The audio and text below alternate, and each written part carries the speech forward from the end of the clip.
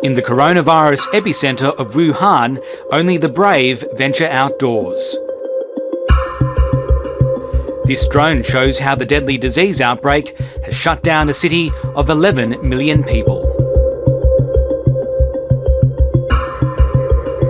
Daniel Ouyang's holiday nightmare is almost over. The 21-year-old Sydney-sider travelled to Wuhan nearly 3 weeks ago to celebrate Lunar New Year at his grandparents' place. But now he has a ticket to freedom as part of the Australian evacuation mission. I'm going to be leaving in about 12 hours to be evacuated tomorrow evening. There's my life in China in one carry-on case. It's a bittersweet goodbye to his Chinese grandma and grandpa who will stay behind.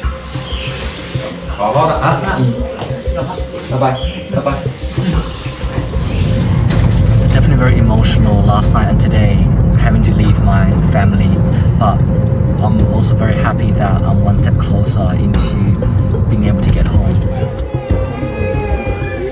At the departures hall, Australians and New Zealanders queue for their escape. An Air New Zealand plane will fly to Auckland, where the Kiwis will disembark, while the Australians will continue onwards to quarantine on Christmas Island. The estimated boarding time has nothing written there, so really I have no idea when I'll actually be able to get on the flight and we can start leaving. Back in Sydney, Daniel's mum, Helen Hong, is preparing for her son to come home. But first he needs to test negative to the virus after 14 days of isolation on Christmas Island. As long as I know he's quarantined well and there's no chance for him to get infected from other people, minor chance, then I feel good. What concerns do you have about him getting sick while he's in this 14-day period? I don't want to think about it. At Wuhan Airport, Daniel has to endure an 8-hour wait before he's allowed to board. Finally on the plane. Oh, I'm so happy to be able to leave. 38B.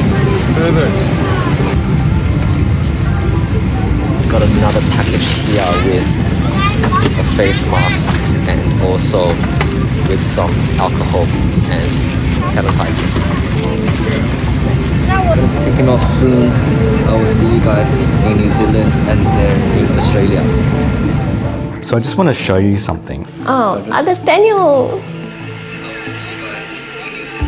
I feel happy. I feel happy that I can see him. I will see him soon.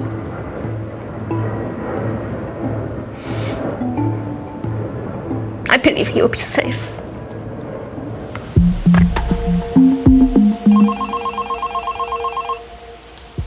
Hello. Hi, how are you? In Brisbane, Mary Kellett is also waiting anxiously for her son Rob to return home. He's now on Christmas Island with hundreds of other evacuees. You just feel helpless. Initially we weren't too concerned, and then obviously the whole story escalated into it being a potentially dangerous virus, and so obviously our concern grew for his safety. Rob and his mate Josh Nielsen are professional rollerbladers and took advantage of Wuhan's empty streets. A lot of cars. Yeah. Some people will say we're stupid, which we probably are, but you know, gotta find something that makes you happy in a crazy time. But we don't know how this virus is still going to continue to spread. So, I mean, obviously that's a very frightening situation.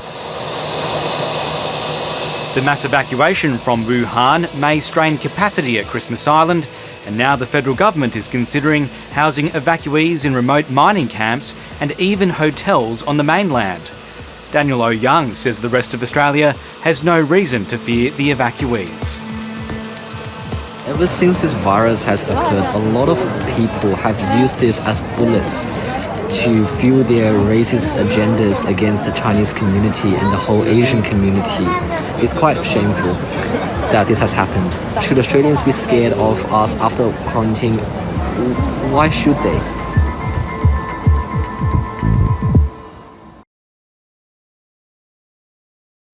Hi, I'm Lee Sales. Thanks for watching this story. If you'd like to watch more of 730's stories, they are on the left of your screen. And tap on the button below to subscribe and get the latest from ABC News.